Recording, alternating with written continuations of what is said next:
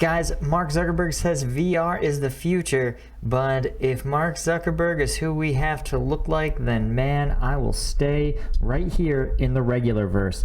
Guys, it's Paul, and today we are checking out Guy in VR talks about being a soldier for hire. Let's get into it. Shoot a Hellfire missile at someone and you kill them. This is just in general, at least in Afghanistan. They only have like so long to bury them according to their religion. I don't remember what it is, but generally how it would go is we'd be, flying above and find our target, shoot the missile, explodes, people die, and then like immediately after that explosion would happen, the town villagers would come running out, gather up all the pieces that were left, and then immediately have a funeral. And the first time I saw that was like the first day of the job as a military contractor. Okay, this is interesting for a couple of reasons. So I'm gonna, to be honest with you guys, whenever I get a tough guy story on the internet, I have a level of skepticism. Now, as you saw with the last video, there were enough details that were spot on that the story, I think, was 100% correct. That said, right, plus they actually added some photos from the user. Struggle, I think, is his name. I might have him on the podcast, so let me know if you guys are interested in that. But this guy talking about Hellfires, so yeah, Hellfires are generally, I think what he's describing is a drone firing a Hellfire strike, and the people running out to gather the bodies seems possible. I don't know how long drones will stay on station after a strike. Maybe for a while. It would make sense. And that was a holy moment. Like, what the am I doing? But yeah, that was a weird thing that I didn't know, and I don't think a lot of people know that. Yeah, it's like all the villagers, they come running out, gather up body parts, go have a funeral, bury him, and then that's just standard practice. Like, that happens enough to where they're not even worried about another missile shooting them. They just go pick up the body pieces, have a funeral, and then that's just every day. Yeah, okay, wait. I guess that maybe is every day for him, but usually you're not going to hit the same target twice. And I think even the villagers recognize that, once you've launched your strike, the chances of you wanting to hit that target again doesn't make any sense. If you've successfully destroyed it once, then you're done. The next missile will be somewhere else in a different village. The question is, of course, are they hitting the same village multiple times every single day? Because that doesn't make any sense. Maybe he means it's every day for him. Weird. Did you ever have to use a sword gun in the military? No, not really. Not very often. It doesn't really come up. I guess their technology hasn't advanced that far yet. Recently, after I messaged you, I went. What's interesting is that earlier militaries did have sword guns.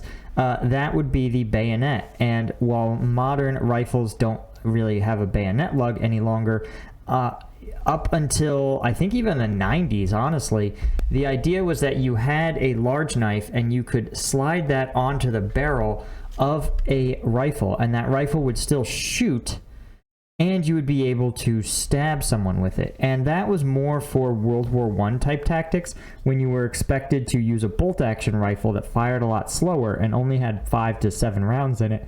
And you would, of course, shoot the enemy. You would charge across no man's land. You would jump into a trench, and you would be expected to shoot them, but then also in close combat, instead of cycling the rifle, you would actually be expected to parry their rifle and stab them with your bayonet. So the sword gun is unfortunately one of the earlier innovations to military technology. Looked at your stuff, and I like it. It's kind of like a Humans of New York type thing you got going on, but Yeah. in VR chat. That is essentially my life right now. See, that's dope. Living hell. What were you doing before you joined the army? Air Force, excuse you. We don't talk about the Army. That is an insult. Okay, now we know to for someone. sure you're in the Air Force. Yeah, I mean, okay. The Air Force Maybe. actually split off from the Army in like 1947 or whatever it was, but Oh, that's correct. Yeah, it was originally the Army Air Corps. I mean, I'm probably gonna offend this if anyone hears this, but offend at least a couple of people. The Army requires about here. Air Force is I don't know if that's lifted up or not, but up here. Currently, I'm 20. What he's probably talking about is the Army having lower entry requirements for some of their jobs. And that makes sense because, again, the Air Force, there's not really much of a role for what the Army calls themselves knuckle draggers.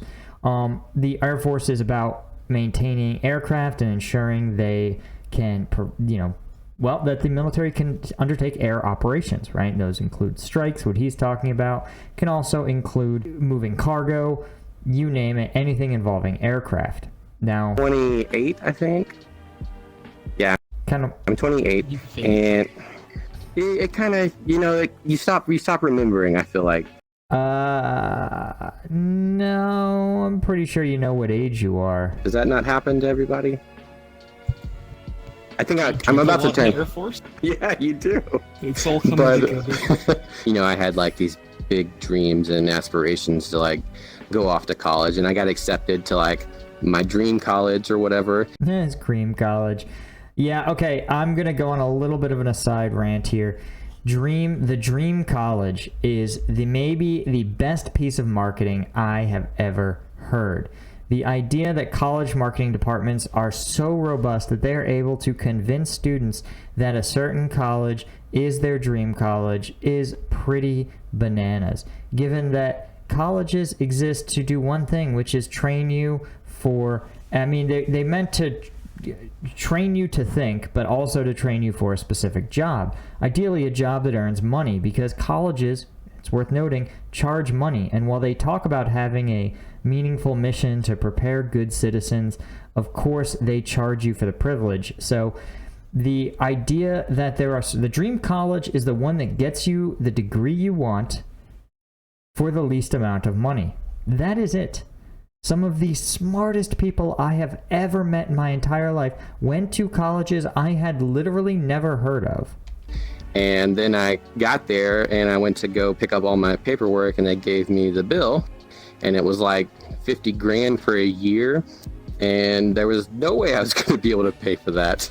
So went and talked to a recruiter that day, and I always wanted to get like a top secret security clearance. That was like my main goal.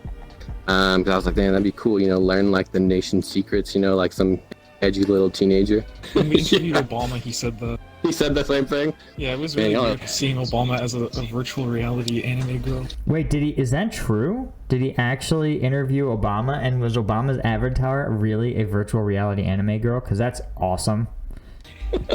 You always wanted to join the Air Force, like since you were a kid? Okay, so here's the thing. The reason that's ironic and an edgy teenager move is that even if you have the clearance, part of getting that clearance means you are only given need to know. That means that if you don't absolutely need to know that top secret information, it won't be shared with you. In fact, I can tell you I had a clearance for the better part of a decade, and it was declared that I didn't need to know anything. So I don't know anything despite having having had a fairly high level clearance. The irony is, of course, delicious.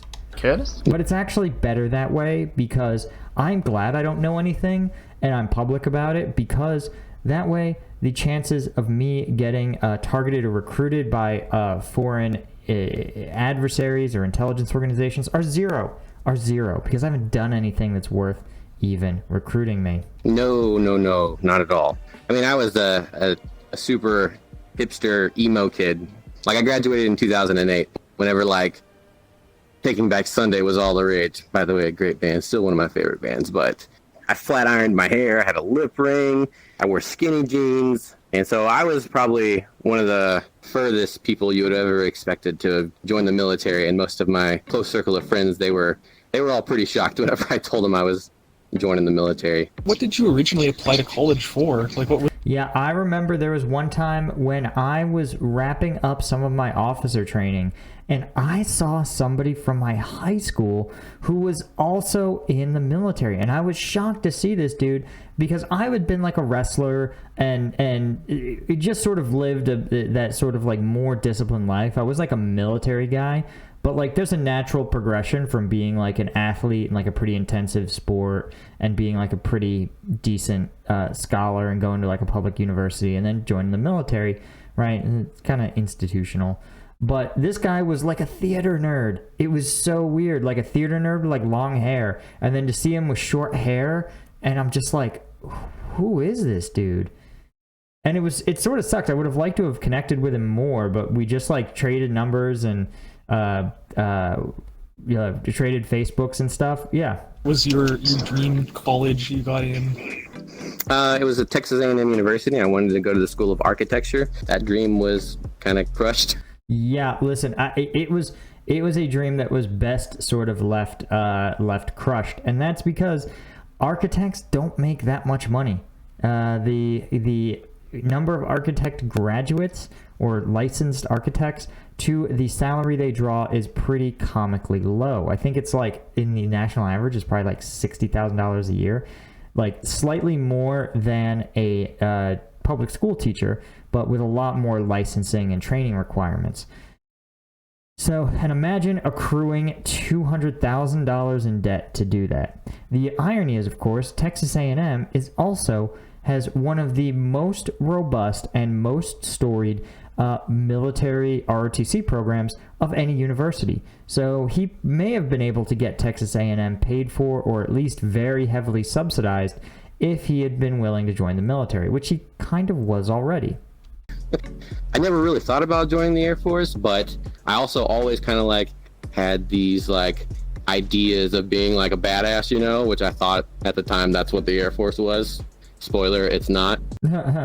Okay, this guy's level of authenticity is, I'm warming up to it, right?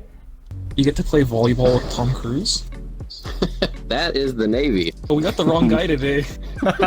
All of my questions are about Tom Cruise. We had a huge family. I'm one of 7 children.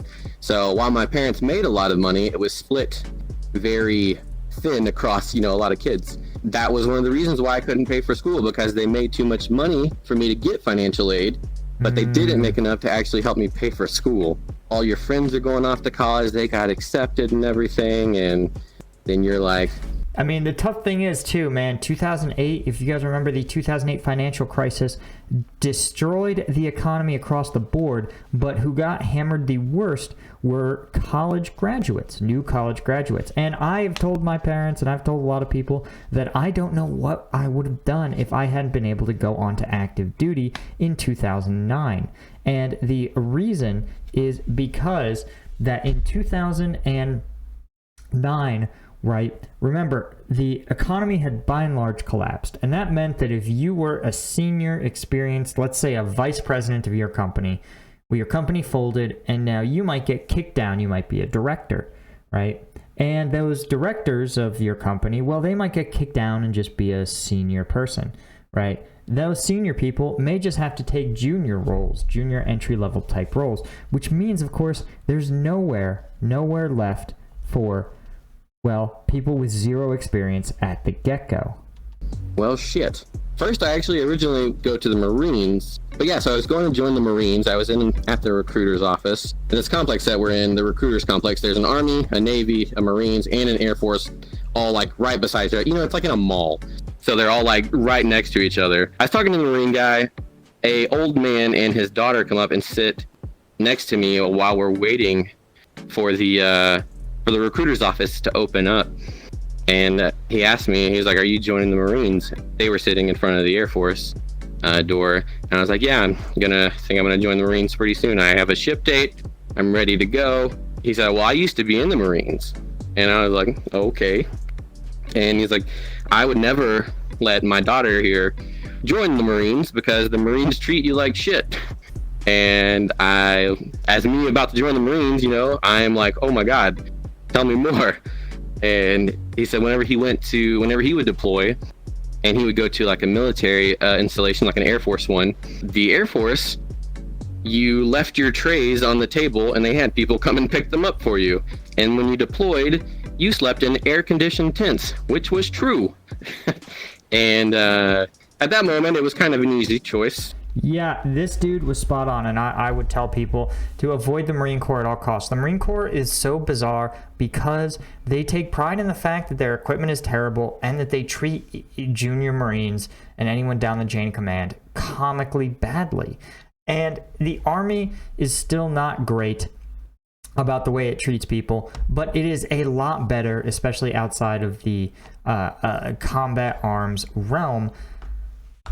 But it still is like nothing compared to the Air Force. The Air Force, again, because it has such high standards for its personnel, it treats them better because they are more specialized. They are closer to high-level specialists and further away from good old knuckle draggers like, you know, yours truly. I went and talked to the Air Force recruiter that day and started that whole process. There's a whole thing about how recruiters lie, and it's 100% true. They will try to tell you everything and to try and get you on that plane or on that bus to go to wherever they're trying to get you, because you're just a number to them, you know, you're not anything. And here's the thing, is that the reason that recruiters lie is that basically they face no consequences for it, right? If your recruiter promises you something verbally, you have to, one, look in the contract to see if it is written down and see what exactly it says. Now, the other thing is that there's no consequences they face. If you get lied to and you end up in, you know, Marine infantry and you wanted to be an Air Force pilot, well, what are you going to do? Nothing. You can't sue the recruiter. They're an arm of the U.S. government. And you may not even be able to report them to who, to what. It's tough to say. But the military has you, and once you sign that contract, they do in fact have you locked in. It's funny, I read an article that said that the military recently kicked out its first group of vaccine refusers, and the Air Force said that actually the majority are first-term enlistees. And the thing is, a lot of people speculated that they were actually first-term, like enlistees, who just hated being in the Air Force so much that they said, hey, I can just refuse the vaccine, not request an exemption, and the Air Force will let me leave. No drama, no fighting, and it's an easy way out. And I think they're kind of right, though leaving for refusing an order will get you probably a general discharge, meaning that you can't collect on some of those benefits. But a lot of people think in a very short-term sort of way. This is from the Marine side. Whenever I was going to join the Marines originally, you can join the military under what's called a guaranteed contract, meaning that when you get done with your boot camp in whatever branch you're in, that you get to pick your job beforehand, and that is going to be your job no matter what, at least for your first enlistment. I didn't know that was a thing at all when I first started this whole journey. And when I was going the Marines, he said that, no, we just put you in there.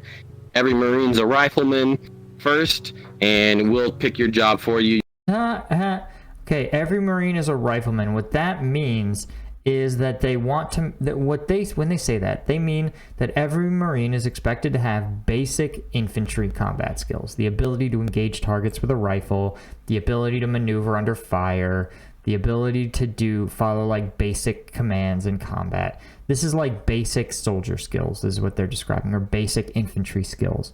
They don't mean that literally every Marine's job is rifleman. No.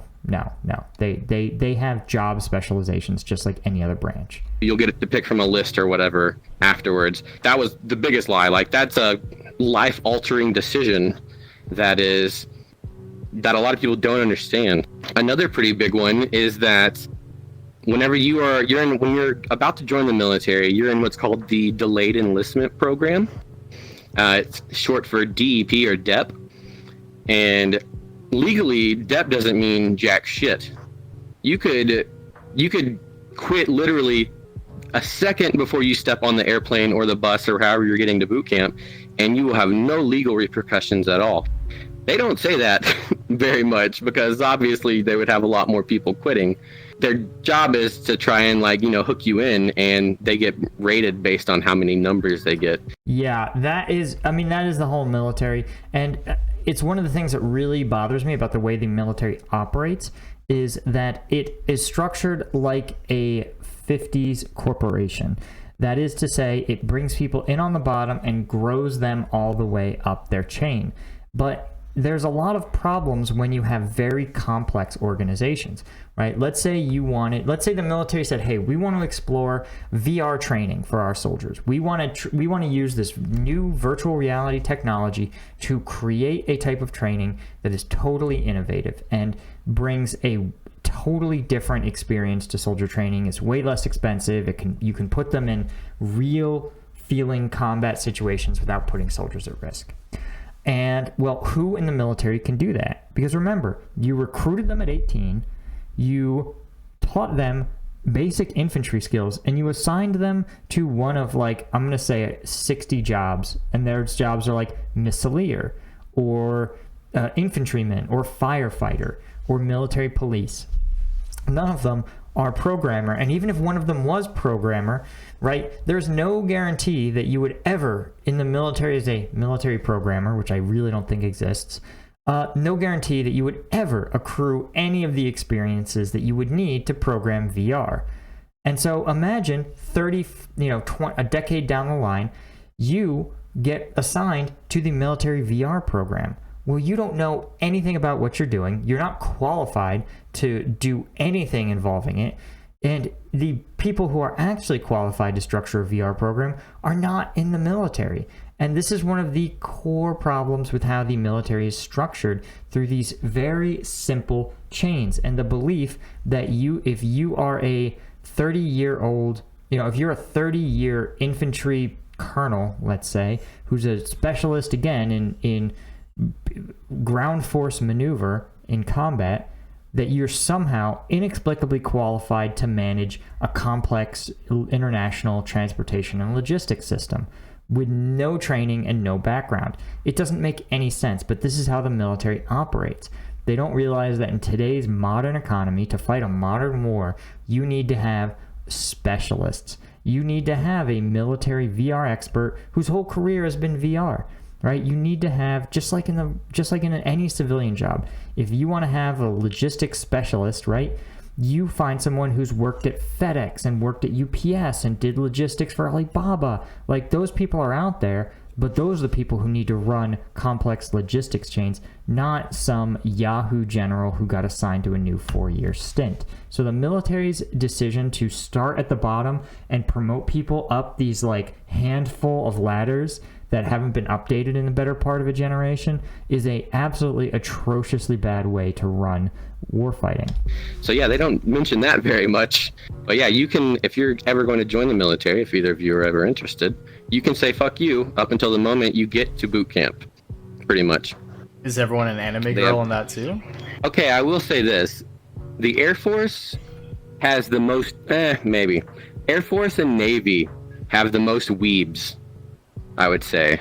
There was that makes sense, actually. That jives. A furry convention on base one time, which... Okay, wow, that is pretty wild. Was super weird. I mean, this is like 2011, so this is like peak furry, and like peak furry hysteria. So when that happened, everybody on base was like, oh my god, did you see all the furries? Imagine being on a submarine with someone for 6 months and then all of a sudden all of them are furries.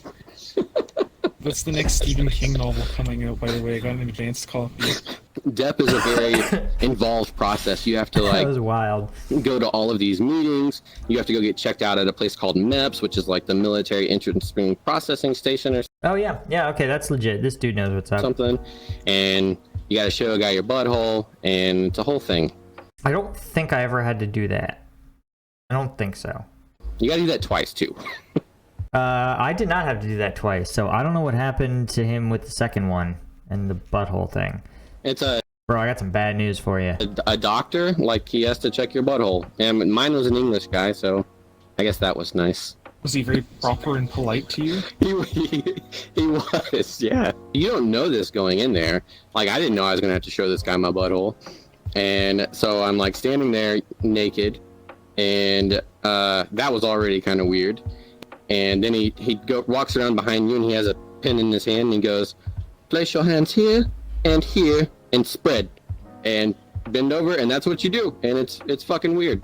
Yeah, that's super weird. Okay, the reason that they have a medical examination, a basic one, is that for the military, a lot of people, people, especially in the United States, have varying levels of access to healthcare, especially growing up, right? Some people may have annual doctor visits where they see a pediatrician and eventually a general practitioner, and they will broadly know if they're able to go into the military or not.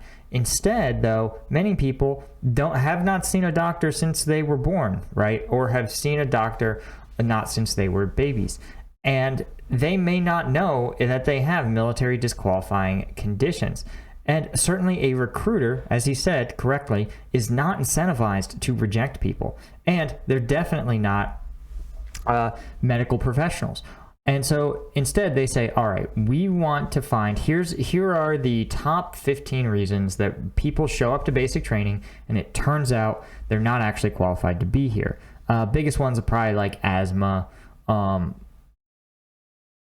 probably musculoskeletal injuries that haven't healed properly. And so they say, all right, we want to have a doctor to make sure that these people have the basic human mobility and are free of injuries, limps, deformities that aren't immediately visible, cleft, a collapsed arch or that sort of thing. And so they just say, hey, we've got to put you in front of a doctor to make sure these things are the case. Did this come up later in the Air Force? Like, is this something that they need to know?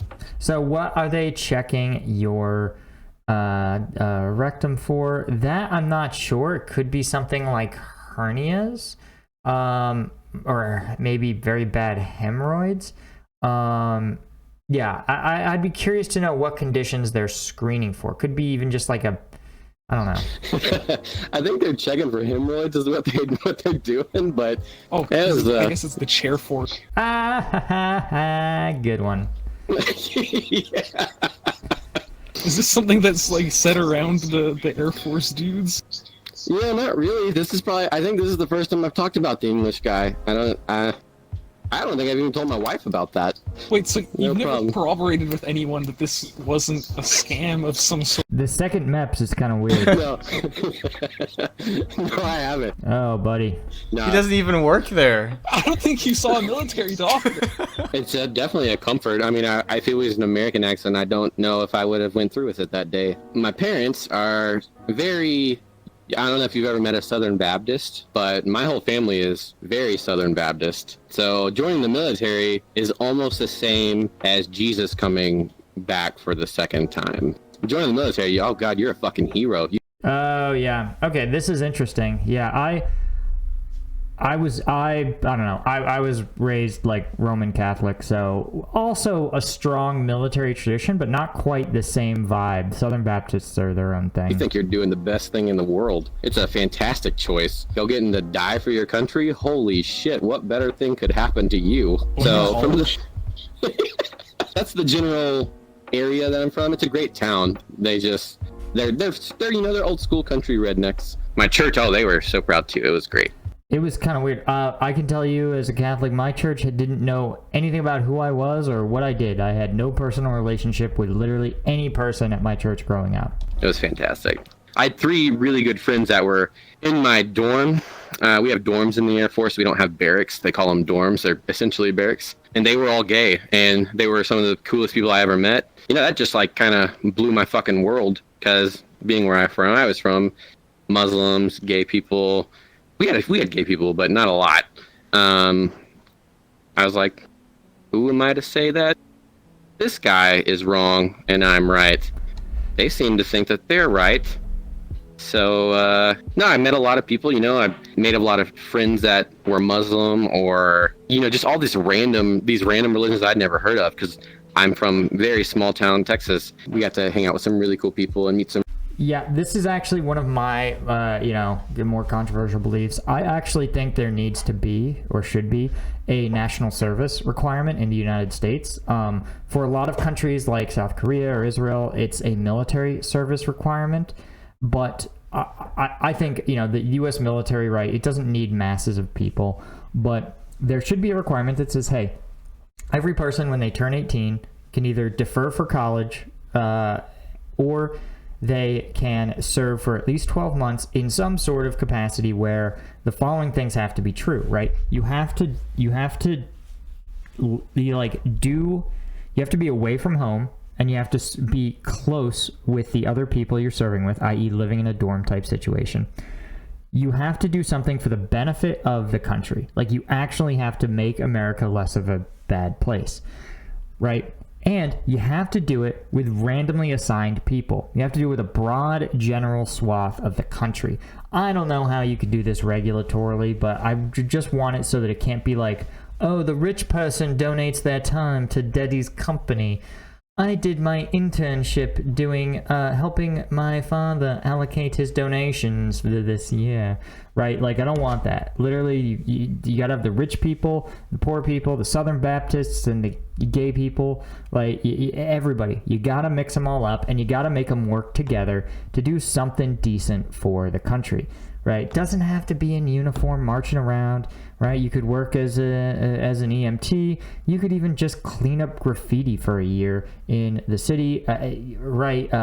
Build a school, serve school lunches, something, anything to actually contribute to the well-being of the country, right? Because once you've contributed to the well-being of something, you feel a level of ownership for it. And I think you'd have a lot fewer people who believe they are making society a better place by advocating for like the country's destruction. And there's definitely a lot of people like that nowadays. And there's so many people who don't understand and don't see people who are different from them as being people. Like, and I'm sure they could, if you like gave them a quiz and are like, are people from rural regions of America people? They'd be like, yeah, of course they are. But it's like, you hear the way some people talk about pick your stance, furries or trans people, or deeply religious conservatives. Like they talk about them like they're not real people. And I think if you got out and actually had to like work with them and spend more than like a cursory amount of time together to achieve a task, you wouldn't be able to hold those stances as true. I don't know if I've seen like research to support this, but I really think that like getting people invested in their country again, and the people and the broad swath of people that live there, would be a net gain. Some really nice, like people that are good. You can just tell when someone's a good person, regardless of their religion or whatever. Man, this probably sounds really weird coming from someone wearing a penguin suit. No, this is par for the course now. It would be more disturbing to talk about this with a real person at this point. So you served with 3 gay men at a time when don't ask, don't tell was still kind of like the law of the land. Yeah, dude, that was some crazy shit. It was a gay guy, 2 gay girls. This is something about the military that is different from how, at least the U.S. military, from how outsiders perceive it. People in the military don't give a fuck. No one gave 2 shits that they were gay. Everyone fucking knew it. Like, at least the guy was super flamboyant. No one cared a fuck. Everyone loved him. He was a kick-ass at his job. You could depend on him for work. Right. This is the other thing, is that you should, once you realize the difference between somebody that shows up and does their job and is competent, you realize just how incredibly irrelevant some of these other aspects are, right? Because if you turn on the news or you scroll through something terrible like Twitter, it's going to tell you that the most important thing a person is some of these other like superfluous traits. But like when you actually have to interact with other human beings, you realize things like their ability to keep their word, their competence, their kindness, their willingness to help out others is actually the most important defining traits for them. I know this is like a truism, right? But I think it's important to acknowledge those things as true. Yeah, I can tell you 100% was there during Don't Ask, Don't Tell. Multiple gay and lesbian service members. Never saw them excluded. Even at times where we had a very senior NCO who was immensely respected and outstanding at her job, and she had a partner who she couldn't marry, but even though technically she couldn't even acknowledge that was her romantic partner, she still brought her to all the barbecues, all the spouse events, all of it, and she was like welcome to be there. And everyone knows who her friend was. You know what I mean? Her friend, I don't remember. But it didn't matter. They needed to be included. They were a part of the team. She was a part of the team, and she deserved to have her like spouse be included just like everyone else. and he always came through with all of his shit. So people in the military did not give two shits about if you were gay. This was kind of way before like the trans kind of kicked off. So, and I kind of missed that whole boat whenever that started becoming in the news in the military. I mean, I'm sure. Oh yeah, once the news starts weighing in on something, right? You know it's going to be just like turn into a total dumpster fire. There were some that did care. I'm not going to say there wasn't. But from the group that I knew in my small area, I guess that's kind of the point of don't ask, don't tell, though, isn't it? Like, you don't ask, then don't tell. But everyone fucking knew. But certain groups find their ways into certain jobs, at least in the Air Force. Your good old boys, they all end up being mechanics or working on helicopters or working on airplanes as like a mechanic. Girls tend to end up, or females end up going into medical career fields a lot of time. People that do well enough on their tests end up in intel. Hey yo, right here. At least on the enlisted side. On the officer side, it's totally different. Their shit does not stink, if you were to ask an officer. Nah, it definitely does. There's so many idiots. We just have to pretend, right? You want to go into your opinion of officers? My job was to train pilots how not to get shot down, best weapons to use, and all these other different things. So it required me to have more interaction with an officer than your normal rank and file airman would. And whenever you come across an officer, the enlisted member has to salute first, and then the officer renders the salute second. I've run into an officer before where I forgot to salute early on in my career, and the dude flipped his shit on me. I also had an officer thump my stripes before in front of a commander, and thankfully the commander stood up for me, which was pretty cool. Your wife was... Yeah, so, okay, there are officers and then there are pilots. Now, in the Army at least, our pilots are almost always helicopter pilots, but I believe the same principle probably applies to the Air Force. Pilots think they are better than everyone because they are literally above everyone else because they fly expensive jets in the sky. Now, obviously, flying an expensive jet doesn't make you a better person. It just means that you finished the training on how to fly a jet and you got selected for it. So they are, even among Army officers, considered a special breed. I've had some friends that were pilots, but I think they are largely the exception. I have found pilots to be eye-wateringly egotistical, as a broadly. There are some non-officer pilots. Those are warrant officers, and oftentimes they are more reasonable, but that is because warrant officer pilots are not given command responsibilities, right? Officer pilots are expected to be both officers, i.e., commanders and leaders within their flight wing, and also fly the jets, which if your goal is to create a massive ego, that is about how you would do it.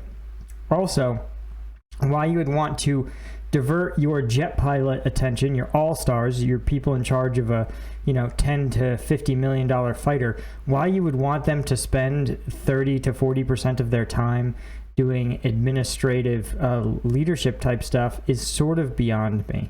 But I'm not in the Air Force. I didn't build the system. What's your best friend before you joined the military and you proposed after you got out? Yeah, that's one of my favorite stories. I joined the military and she was like super, I told you I like mission trips. She was super into mission trips. So much so that she did this program called Mission Year, which is like a program here in the United States. You basically go and live in an impoverished community for a year. And she went and lived in Georgia for a whole freaking year. After she got through with that, I would come home and we'd visit and hang out and stuff. Eventually, we had a really close friend of ours ended up like passing away. We came back and we were hanging out one time and we were just talking and stuff. And I started like talking about future and everything, and I don't know, just kind of worked out that way. Like things went great. It was awesome. I wanted to marry her since I was like 16. Yeah, I tricked her into doing it, and it's been pretty great ever since. Okay, that's just a really wholesome story. If you've noticed my podcast, you know that dating in the military is kind of a minefield. So it's nice to see, and that's why it's really common. A lot of officers enter active duty. They commission already married, usually to a college sweetheart. And that is a lot more normal in places like he is describing, deeply religious communities, oftentimes rural communities, the age of first marriage is just lower. So it's a different cultural norm. But I was actually considered an oddity in that I was 27 and unmarried, right? Sometimes I got some weird looks when I would explain that I lived with my brother, who's, obviously shared a last name. They were like, your brother. And I'm like, yeah, brothers are in the military sometimes. And yeah, if we're going to get stationed somewhere, we might as well get stationed together. You're in boot camp for 8 weeks. That was some shit. I had super long hair going into it, and like my hair was like down to my shoulders, right? That's when they shave your hair off. Yeah, that's when they shave your hair off. So that was a shock, and I knew it was gonna happen, but it still sucked. And yeah, then you get conditioned, is the nice word, how to be a soldier. You have to get off. Ooh, wait, condition to be a soldier? No. The Army conditions you to be a soldier. Soldiers are only in the Army. The Marines are in the Marine Corps. If you are in the Air Force, you're an airman. You learn to be an airman. All these kinds of shots and shit, and it's pretty. I mean, the penicillin's the only one that really hurts, but yeah, that sucked. But no. I don't think they give you a penicillin shot either, unless you already have like an STD or something. I think he's thinking of anthrax. Anthrax is the shot that hurts, and it's not anthrax. It's the anthrax vaccine. The reason they give it to military members is because the general public is not at any meaningful risk of getting anthrax. But as a service member, you still don't have much of a chance of getting anthrax, but there's a tiny, infinitesimally, slightly greater likelihood that you'll get some of exposed to a chemical warfare agent like anthrax or smallpox, and so we get vaccinated against those things. Yeah, boot camp overall it wasn't a bad experience. I thought it was fun, like in a weird way. They tear gas you at one point. That's a fun time. You're all like dressed up in your gear, right? It's called your MOP gear, and you have like a gas mask on. You have like this super fucking hot chem suit on that protects you from chemical attacks, gloves, little booties that cover your feet. You go into a room with like all your friends. You're all like in a square, right? And in the center is this like little pit thing, and they put tear gas in there and fill the room with tear gas. You have your gas mask on. One by one, you have to take your gas mask off, try to say a reporting statement in the gas. You only make it to like 2 words before it hits you, It's just to get you to see what it feels like, essentially, which honestly, I don't know if that serves a point. It doesn't really happen so much in the Air Force because all Air Force boot camps are in Texas. But in other boot camps, the Marines and the Army, one of their favorite jokes to say about people from Texas is, there's only 2 things that come. Oh, yeah, well, the reason they have this joke, I'm going to give it away. It's from Full Metal Jacket. But let's talk about why they do the tear gassing. It seems sort of silly, and it kind of is at this point. It's sort of a ritual. But the point is that for military members, right, you may be exposed to something more dangerous than tear gas, right? Not an irritant, but lethal VX gas or another chemical warfare, biological warfare agent, or even things like radiation, right? Fallout from radiation, which can be extremely dangerous to inhale. And so the military wants you to know that these protective suits will work. They will filter out this organic matter and particulate. And so in order to internalize to the soldier, to the service member, that these gas masks, this chemical protective suit works, and if you put it on, you will be protected, is to do the tear gas test. And they expose you to the irritant of tear gas. You recite your reporting statement or whatever, and then you properly don and clear your mask. And when you've done that, right, if you've done it properly, you will not be exposed to the irritant. You can breathe and speak normally. And it is a pretty strong memory you get from being unable to speak and breathe, which is, pretty scary, which is also a testament to how irritating tear gas is in an enclosed space, but also a pretty big relief when you can put that mask on. And so the point of that all is I think primarily to instill some confidence in the gear. I think a little bit also they keep it around as sort of a ritual to condition and train service members to follow instructions even when it's going to be something that makes them uncomfortable, right? They're not in danger. It's tear gas. They won't be permanently injured, but it's still really important that they learn to, hey, this thing is going to be really hard and really uncomfortable, and it's a hard order, and you still need to follow it anyway. And that sort of overcoming that hump is pretty central to being in the military. I'm from Texas, steers and queers, and you ain't got any horns or whatever the fuck they say. It's so fucking dumb. I'm glad you got out. Oh, I'm still in Texas. Oh, my condolences. If you can like handle someone yelling at you, it's not that big of a deal. Because I mean, that's what they do. They yell a lot, and they try and to get you to break under pressure, like screaming at you when you're firing a rifle or loading a gun or cleaning a weapon or giving your reporting statement. It's all a mental thing, right? It's only a mental game, really. Yeah, once you understand, and here's the thing, if you're a grown-up, you understand that everyone in that is playing a game, right? This is the U.S. government's like best attempt at getting you to be under stress but not hurt you, right? Like it's not that hard if you accept that we're all there to play a game, and your role in the game is to pretend to be scared private, like who just does what he says. Like that's perfect. If you and the drill sergeant's role is to be mean to you but teach you things. And so like if you're just scared private who quietly learns, like just play that role, you know?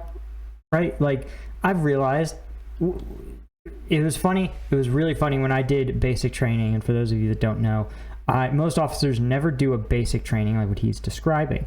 But I did because I worked an elaborate deal with the National Guard, wherein I would join the National Guard, go to basic training, come back, and immediately go to ROTC for a full ride scholarship. It was a good deal. Everybody won. The National Guard recruiter got to make his numbers.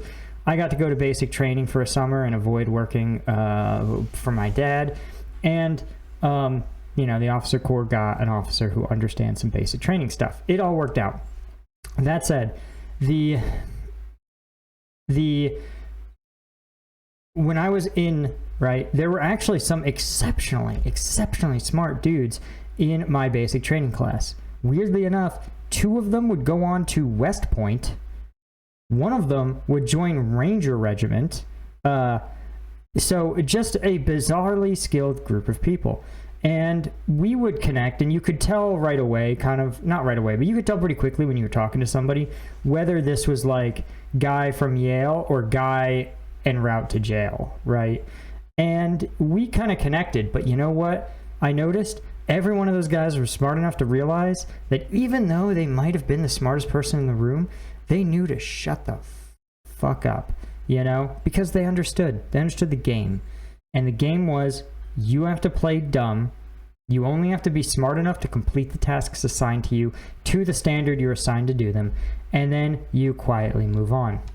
There is the physical aspect of you just have to be in generally good shape when you first get there, and by the time you're done, you'll be in pretty good shape. As long as you can handle a grown man screaming at you, boot camp's not that bad. I know, and there's going to be a lot of people that are going to see this, and they're going to be like, well, that's because you went to Air Force boot camp. You didn't go to the Marines. Marine boot camp's way harder. Watch. Oh man, I forgot about. Yeah. Well, like I said, I mean, the Marines is harder. Yeah, no doubt about it. Does it make are the Marines better for it? I guess. I've never heard a Marine who didn't hate the Marines, so. About this story, there's always someone who tries to commit suicide at boot camp, every time. Okay, so in the Air Force dorms, we have to use these floor polishers to clean the floors every Sunday. You have to take all of the bunk beds out. These are 60-man bays. You take every single bunk bed out of these 60-man bays. There's 2 of them. And you have to strip the entire floor of its current polish, which is an insanely difficult task to do. This is just a long way to tell you that we have a floor polisher, and it has a really, really, really long cord because it has to go around these 2 giant bays while you're polishing. One day,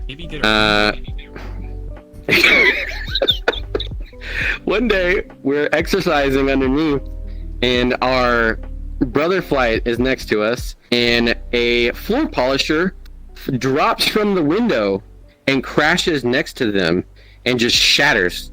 I don't know if this is a common thing. I was only there once, but they knew what happened. They ran right up there, and there was a 18-year-old kid who had tied the extension cord, or the cord from the polisher around his neck, trying to throw the polisher out the window to hang himself because it weighs a lot. But the cord's really long and the drop's not that far, so there was a lot of slack. So he didn't do it. Like, he failed, thankfully. But yeah, so that happened. Another kid. Okay, so here's the thing. I know what you're thinking. You're thinking, wow, Paul, there are so many more effective ways to do this. And it's true. We won't go into detail because that's not appropriate for a YouTube video, but what I will say is this, is that you also have to remember, well, all I'll say is this. Think about it. You're at a military boot camp. If you chose to do so, there are methods that would have a high rate of completion. And so why would you choose one in which it seems very unlikely to result in a completion? Well, the reason is because these are cries for help. These are the person's way of saying, I can't cope with this level of stress. And there's a lot of people in this world who cannot. Right? Maybe, depending on what your life was like, maybe this is the first time an adult has applied pressure and standards to what is expected of you. It's not that far-fetched, right? If you have very lenient parents or very permissive parents, and you have never do a sport, never really do any extracurriculars, you just kind of coast through school in the back and get your C's or get passed by teachers, you may have never encountered adversity before, like ever. So suddenly having graduated increasing levels of adversity is a lot for some people, and they want out, and they want out right now. And so a lot of people do some dumb things as these cries for help. What is heartbreaking is that one of the most common is that people overdose on acetaminophen or Tylenol, because that's something that they can buy. It's not a controlled substance. The problem is that unlike overdosing on, say, your melatonin or your antidepressant or something, overdosing on acetaminophen will kill you. And what's horrifying is that oftentimes what happens is they take all this Tylenol, they make sure they get found, they go to the infirmary, right? They are given something they throw it up, and they sort of like come around. They go, hey, listen, I kind of, right, they talk to somebody, they talk to a counselor, they're like, hey, I realized I shouldn't have done that. What I should have just said is, I don't think the Air Force is for me. This isn't working out. I really think I'm going to do something that's going to harm myself, and I want to, like, be discharged on a failure to adapt. Frankly, that's fine. Most of the time, that is a-okay to say those things. And they have that revelation, but acetaminophen is so damaging to your liver that your liver is already failed. So it's just a matter of time before your failed liver fills your body with the toxins and you die there in the hospital bed. Usually you have 72 hours or so. It's a horrific way to go, and it's heartbreaking and terrifying given that it's often preceded by a mostly cry for help suicide attempt. Really, really heartbreaking stuff. Tried to kill himself in a locker. He tried to suffocate himself in a locker or something, but that was just like hearsay we heard from the other people there. That was some pretty terrible shit. That happened pretty early on, and we were just like, holy shit, like, what the fuck did I sign up for? I guess for some people it is bad. I guess I should probably re-clarify that. Some people it is. Yeah, I mean, it's important, right? We can acknowledge this is terrible. Any attempt is terrible. Some of them have different intentions. Cry for help versus actual, versus something more acute. And the military does take these things seriously. Those people would be discharged, right? They would recognize that the military was not for them, and we'd move on. It is pretty bad. For a lot of people, I don't think it's very bad. I know that UFO isn't necessarily like it means something from another planet, but have you ever seen anything fishy where I have no idea what that is in the sky?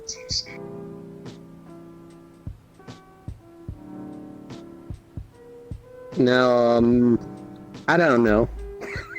Oh, by the way, Laughs like we are not alone. I meant to ask you this at the beginning of this. Yeah, I'll tell you this. I've seen some weird things in the skies over these combat zones, but I am reasonably certain they are just aircraft that the U.S. military did not want to acknowledge. Either were engaged in combat operations in places they shouldn't have been, or were chassis of aircraft that were more advanced than the U.S. military was willing to acknowledge.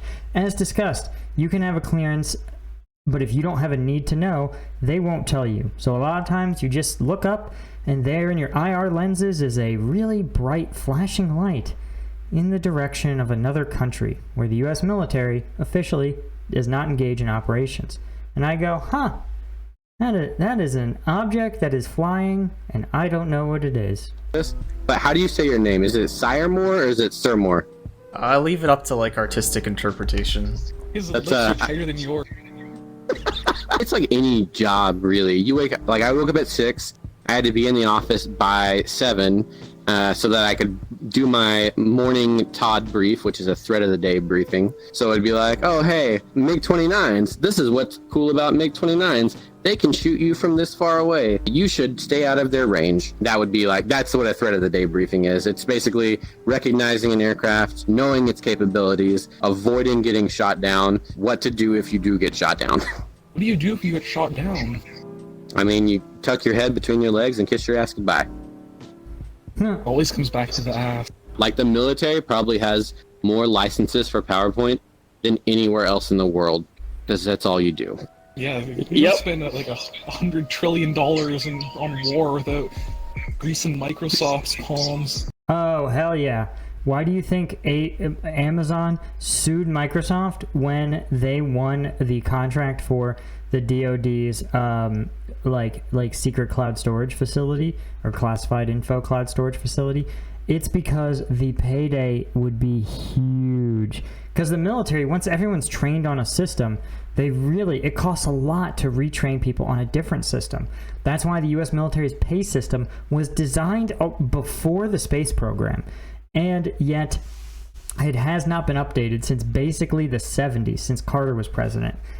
And the problem is that changing the system, right, upgrading it wholesale, would be so expensive and would result in so many pay disruptions that the military refuses to do it. And it's comical because, of course, nowadays, right, I can run a payroll system on my phone. So why on earth would you want a code written in the 70s in a language that almost doesn't exist anymore? This is how antiquated the U.S. military operates. How many valid licenses of WinRAR have you got going on in there? That is one line we do not cross. There's still some integrity in the armed forces. My role is to be there for pilots, because I worked in what's called the mission planning cell most of the time, which is where the mission gets planned. And you would be there to say, hey, no, that's wrong. You don't want to fly this route because this thing can see you from this far away. So you want to avoid this thing and go that way instead. And then also it would be like, what are you trying to do here? Do you want to go down this far into the ground with your bomb? Or do you want to go this far into the ground with your bomb and then have it blow up? And so my job would be to say, hey, you want to use this weapon, that'll get that job done for you. I got to do cool shit and not die. That's what everybody's trying to do in their life. Yeah, I guess so.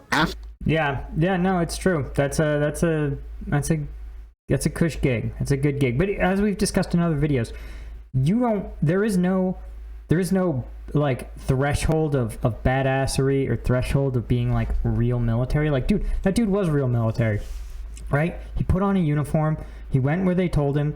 Did he risk his life in a deployment? Maybe. I don't know.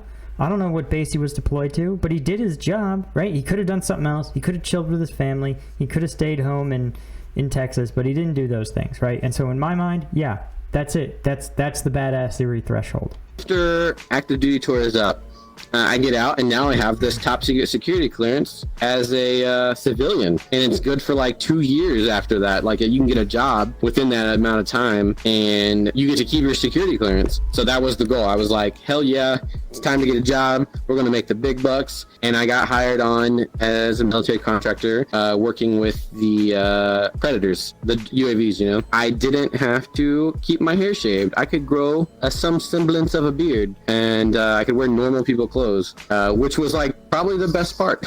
So is this like the same as being a mercenary? That's another name that people call it. Yeah, military contractors are mercenaries, or mercenaries are military contractors. You're killing people for money, for hire as a civilian. Your job's still the same. We worked hand in hand with active duty. We shot missiles at people every fucking day. It was fucking insane. So is this like a private company you're working with? How does it work now? Private company hired by the government. So yeah. And are you able to say the company's name? I'm probably not going to say that. Why would the... Yeah, okay, this is an accurate description. Now, right, the classic thought of mercenary is always guy with a gun fighting a war. And guess what? They had those too. Usually they were retired like SWAT cops who would get hired on, and they were, we called them PMPs, I think. No, LEPs, law enforcement professionals. And they were meant to provide some law enforcement like consulting expertise to to combat units in Afghanistan. Because we were military police, we appreciated their expertise in some niche areas like investigations and forensics, but by and large, they weren't going to teach us anything. So instead, they were just extra guys who hung out with us. They knew that they worked for me, but like that I wouldn't give them like, I try not to give them like private level tasks, right? Because again, they were 20-year law enforcement veterans who'd been in Afghanistan, some of them 5, 6, 7 years consecutively. So they were cool dudes, super like chill. They weren't like what you think of as like a hardened mercenary, but it's also true that they had big beards and had been in Afghanistan 6 years. So maybe just your standard of what constitutes a hardened mercenary is different. The government hire this private company as opposed to just having their own men handle the job? No fucking idea, but they pay you so much money for it. So I didn't really care, because my job definitely could have been done by an enlisted person that was active duty. I didn't ask questions because they were paying me a bunch of money, so it was, you know, I didn't want to ruin a good thing. I mean, I love the military. I mean, here's the thing to remember, though, and we've talked about this earlier in the video. How long did it take the military to get him to the point where he was that good, where he was that proficient? You know, we're talking probably 3-4 years. All this training, get you to the point where you're proficient, pass a rigorous background check, and then they lose you, and they have to start from square one.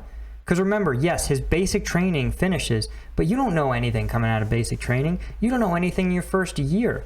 To be able to function effectively as part of a mission planning cell is a very, very, very technical job. And it's one that is not learned easily. So the fact that he has it and an active security clearance means that the military is willing to pay a lot of money to basically not lose that skill set. That's what they're doing. They're saying, hey, listen, we legally they can't be like, hey, you can stay in uniform and you know, work this way or that way. There's the Air National Guard and Reserve that you can stay in, but for him, they're like, hey, there's this other alternative. We know you have this skill set. We know, I mean, not him personally, but they say, hey, the Air Force knows that every year we lose 300 people with this skill set, and we need basically 5,000 people with these skill sets to run these ops. There's a 1,000-person gap, and it widens every year people leave. What do we need to do to keep those skills coming back? And this is the answer. The answer is pay him a shitload of money, don't make him wear the uniform, treat him as an employee, and you get a contractor to do it. So this is what you're doing. You're hiring back on these specific military skills. Military was dope. Military contracting, though, was some crazy shit. There's definitely been some things that I wish I wouldn't been part of when I was a contractor. My job was to get to know these people that we're hunting down and to learn their lives and learn their patterns of life and all that shit. And I relay that to my pilots, who then shoot these people with Hellfire missiles. And yeah, I mean, that's just no way around that. If you're a human being, I feel like that's a pretty shitty spot to be in. You're killing people. There's no way around it. But yeah, that's I mean, you're part of a system that kills people, but yeah, point taken, right? And this is sort of the weird thing, the whole philosophy of what is a culpable person. At the end of the day, he just collected intel and passed it to pilots. But he knew by collecting that intel and passing it to pilots, they were going to use it to shoot these people. And it does have to be really weird. One of the things that the military expressly knows is that it's easier to kill someone once you've dehumanized them. If you think of them as people with rich lives and friends and family and wives and daughters, then it's a lot harder to kill them. Obviously, in order to learn their patterns of life, though, you have to learn about the fact that he drops his kids off at school, that he hugs his 3 daughters goodbye, that him and his daughter do a silly little dance every time he picks her up, right? And you've got to know all these things about them and all these intimate details, and then you have to exterminate them. And it's tough, but you also hopefully have the knowledge that they, in addition to all these other things about routine life, that they want to kill Americans, right? They want American service members to not go home to their wives and kids. And so this is like the brutality of war, right? But when you vote for a pro-war candidate, remember, this is what you're voting for, American public. it just sucks all around. But they pay you a lot, so maybe that's enough to assuage your conscience enough to keep doing it for a long time. How do you square all that away with sort of your very religious background, and you clearly have a good perspective on this? Is you just sort of push it out of your mind that my job was to kill people for a few years? Oh, no. I'm not very religious anymore at this point anyway. You just have to ask yourself, do I think this is right? Does this make me a bad person? And if the answer comes to yes, then I think you quit. If no, then you can keep doing it. Something kind of weird though, I don't know if y'all remember like Call of Duty Modern Warfare 3, like the Predator cam, whenever you get like a 5 kill streak. Y'all remember that? Yeah. That is like spot on. Like it looks so similar.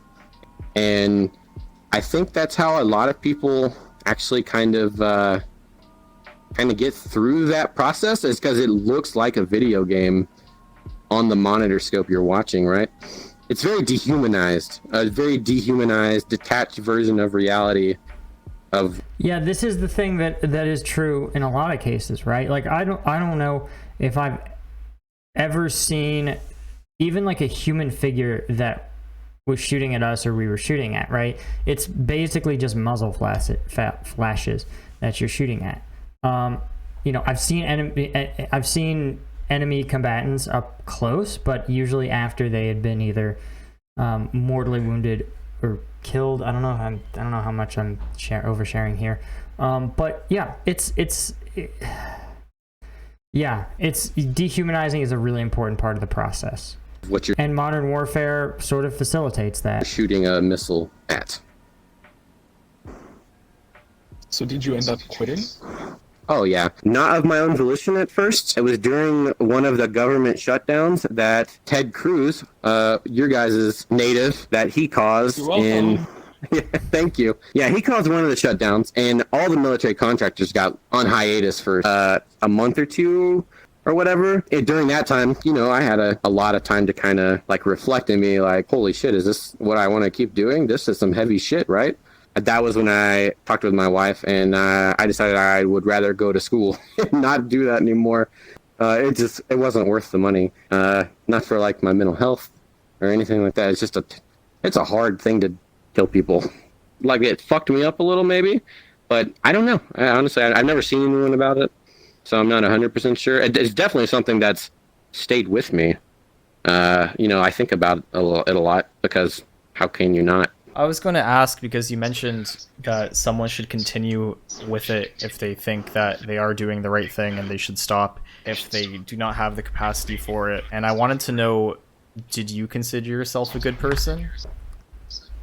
Oh, no. I mean, how can you consider yourself a good person if you're like killing people? It's just like it's a weird place to be in. Like, I don't know. That's a hard question. I don't know if I can ever like atone for being part of a murderous military complex. There's one specific story about... Okay, I just want to point this out there, that I think it deserves acknowledgement.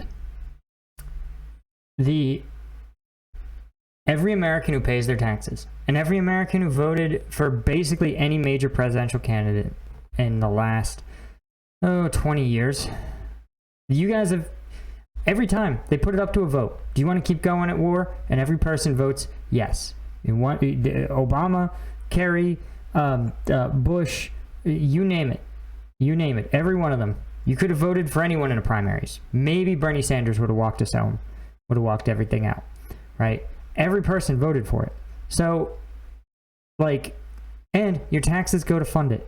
You know what your taxes go to. What do you think those B-1 bombers are for? What do you think the F-35 is for? The American public votes for these things. The only difference is some people actually put up, right? You put on the uniform. You're a part of the process. Like, you don't get to call yourself a good person. If this guy's a bad person, then so is every U.S. taxpayer. So is everyone who votes. Because you guys vote for this. You get the world you want to vote for, right? We could be dropping aid bombs on people. We could be dropping MREs, halal MREs to the whole stinking region, right? We could feed every Yemeni. I mean, for what we pay, we could feed every Yemeni steak wrapped in gold. But we don't. This is the choice that we make. And you know what? Some people actually put up and they say, listen, if there's a moral injury here, right, I might as well at least know what this constitutes, what exactly this whole machine does, right? Because everybody else just puts their head in the sand. And in my opinion, choosing to outsource your moral wrongs so that you get to feel like a good person is more fucked up. Because, like, at least this person experiences guilt. When's the last time you experienced guilt over the fact that your tax dollars do sometimes some pretty horrid shit? We had been tracking this guy for like a few days at this point. We'd been trying to get him every day, and he was a bad dude, like super, super bad dude. Did terrible things to civilians, to American soldiers, planted IEDs, had this whole network under him. Not a nice person, right? We've been trying to catch this guy. On this day, we had him. The previous days, we did not have what's called a +1. A +1 is whenever you're signed off to shoot your target, that you can shoot him plus one other person that's with him. Because he's known to be this bad, chances are this collateral damage isn't going to matter.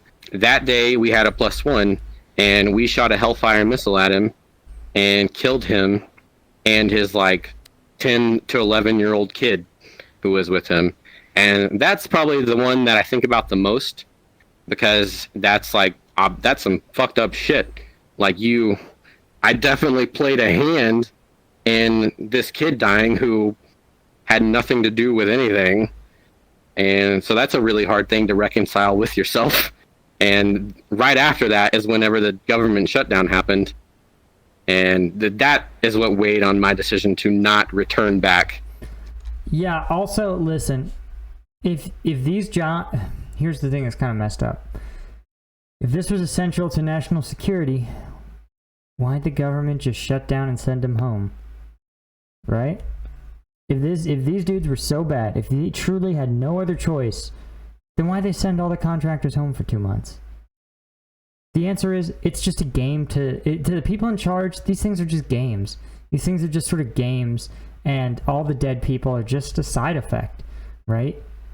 I mean, look, like you said, Ted Cruz and his ilk shut the government down for 2 weeks. Totally screwed people.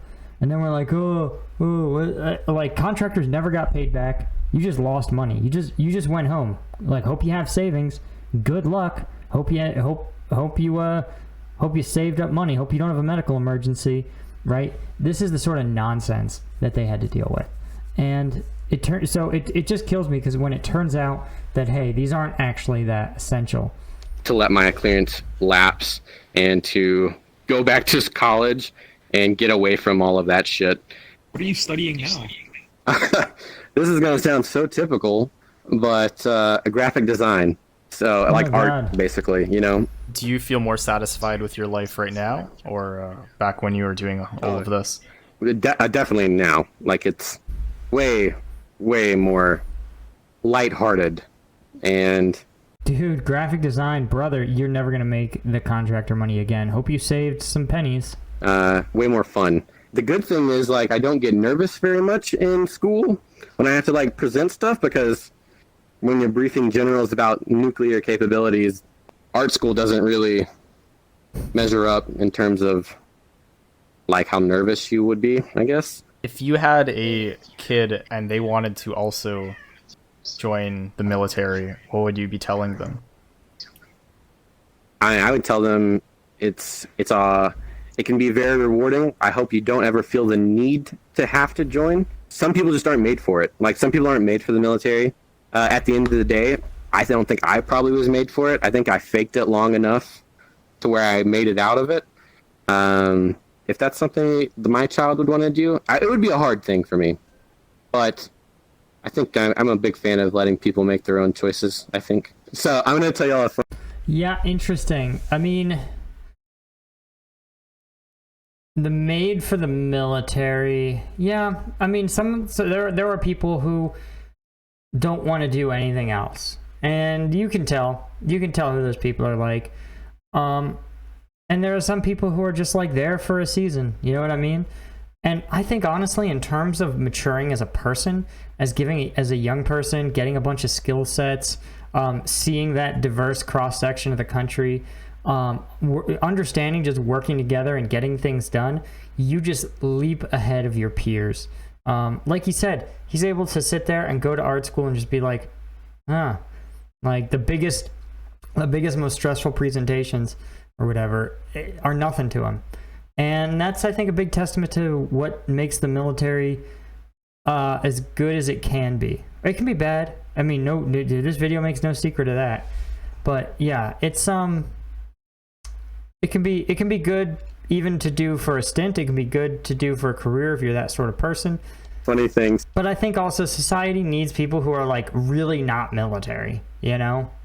A lot of people are like, oh, society, you know, the Starship Troopers, like, society should be militarized. Like, nah, society needs weirdos, it needs eccentrics, it needs creatives, it needs all these people who are just, their core being is anathema to the military. And they are valuable as any military to society. So whenever you're like getting out, my security officer, the guy who reads you in and out of all of these various top secret programs that you're read into, he had, you know the thing from Men in Black, the flasher? Yes. He had one of those, like I mean, from the movie, it was a prop, but it blinked, and he did that. Like, after he reads you out, he's like, all right, you officially do not know any of this stuff anymore. Legally, you don't know any of this classified information. And he pulls up the little fucking flasher, and he blinks it, and I was like, oh my God.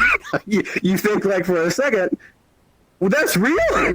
But it was just a toy that he had. But, God, I mean, that guy loved his job. Like, I bet he loved getting to do that. Oh. The Men in Black got him! If you could tell everyone in the world one thing, what would it be? Don't be a dick to people. And that includes killing them, probably. Probably. Guys, that was a lot of fun. Thanks so much for joining me on this weird journey, this weird long journey, but these are always great videos. Anyway, guys, thanks so much for coming. I'll see you guys in the next one.